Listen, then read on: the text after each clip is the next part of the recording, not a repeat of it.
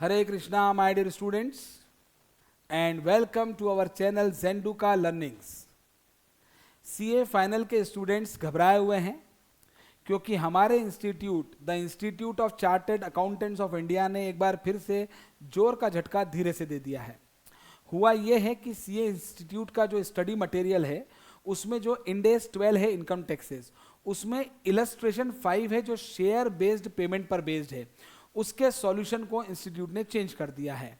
अब इंस्टीट्यूट घबरा गए हैं, कंफ्यूज हो गए हैं, उथल पुथल मच गई है, तूफान आ गया कि भैया जो हमने पहले करा था वो पढ़ना है, वो एग्जाम में करके आना है, ये जो ये नया सॉल्यूशन हम पे एकदम से लाद दिया गया है हमें ये करना है। तो स्टूडेंट बड़े घबराए हुए हैं और ज़्यादा घबराहट और कन्फ्यूजन इसलिए क्योंकि यूट्यूब पे जो बेपनाह ज्ञान बट रहा है कि इंस्टीट्यूट गलत है, हम सही हैं, पुराना सही था, बाद वाला सही है, ये सब कन्फ्यूजन क्रिएट कर रहा है। आपका ये कन्फ्यूजन मैं बिल्कुल एक ही बार में खत्म कर देता हूं, आपका डर खत्म कर देता हूं। जो मैं कह रहा हूं वो फुल एंड फाइनल है, वो सत्य घटनाओं पर आधारित है, उसका कोई भी पात्र काल्पनिक नहीं है। आप एक बात सुन लीजिए केवल कि मई 2025 में अगर ये वाला इलस्ट्रेशन 5 इस कॉन्सेप्ट पर एग्जाम में क्वेश्चन आता है तो आपको पुराना जो आपके लिए कोई चेंज नहीं हुआ है, पुराना सॉल्यूशन जो आपने कर रखा है आप वैसे ही करके आ जाएंगे, आपके नंबर नहीं कटेंगे क्योंकि कॉन्सेप्चुअली वो सॉल्यूशन बिल्कुल सही है।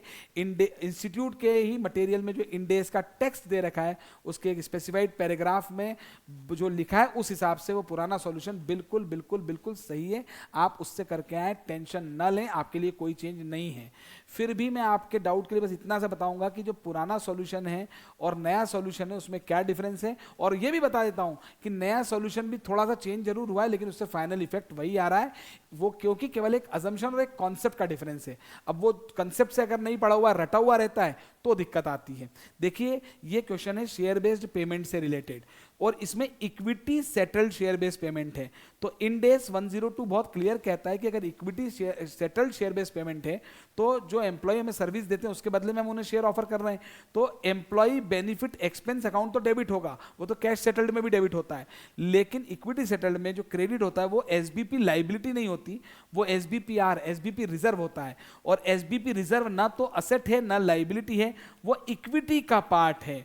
और इंडेस 12 बहुत ही क्लियरली कहता है कि आपको कैरिंग अमाउंट और टैक्स बेस किसका कंपेयर करना होता है, असेट और लाइबिलिटी इसका। ठीक है, कैरिंग अमाउंट और टैक्स बेस आपको किसका कंपेयर करना पड़ता है, असेट और लाइबिलिटी का। तो शेयर बेस्ड पेमेंट रिजर्व जो इस इलस्ट्रेशन 5 में है वो न तो असेट है न लाइबिलिटी है, इसलिए पुराने वाले सॉल्यूशन में बुक्स ऑफ अकाउंट में ना तो वो असेट है ना लाइबिलिटी, तो इक्विटी, तो इंडेस 12 की बात ही नहीं आएगी।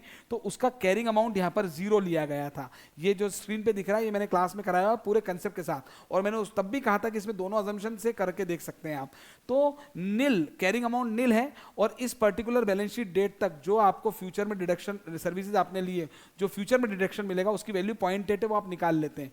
तो कैरिंग अमाउंट जो है वो नील है और जो है टैक्स बेस 0.8 है। तो ओल्ड वाले सॉल्यूशन में कैरिंग अमाउंट क्या था 0 और टैक्स बेस क्या था 0.8, और जबकि जो नया सॉल्यूशन है ना उसमें बस ये चेंज कर दिया कि यहां पे ले लिया इन्होंने 0.8 और यहां पर 0। तो लोग सोचते हैं कि भाई स्टूडेंट सोचते हैं कि ये बिल्कुल ही उल्टा कर दिया तो आंसर भी रिवर्स हो जाएगा, ऐसा नहीं है, आंसर पे कोई इफेक्ट नहीं आया, आप देख सकते हैं वो वही हो रहा है। फर्क सिर्फ अजम्पशन का है कि SBP reserve is not a asset not a liability. तो कैरिंग अमाउंट 0 है, टैक्स बेस 0.8 है, तो कैरिंग अमाउंट यहां पे पहले वाले केस में लेस देन टैक्स बेस आ रहा है, और यहां पर कैरिंग अमाउंट 0.8 है जो कि 0 से ज्यादा ग्रेटर देन टैक्स बेस आ रहा है। तो अगर हम उसको असेट मान के चलें, असेट मानकर लिया जाए तो कैरिंग अमाउंट अगर लेस देन टैक्स बेस होता है तो डिडक्टिबल टेम्पररी डिफरेंस होता है, तो बिल्कुल डीटीए क्रिएट होता है। ठीक है, और अगर जैसे एसबीपी रिजर्व अगर हम उसको लाइबिलिटी की तरह ट्रीट करें तो फिर है ही इक्विटी, तो लाइबिलिटी का लाइबिलिटी और इक्विटी सेम साइड के फिगर होते हैं।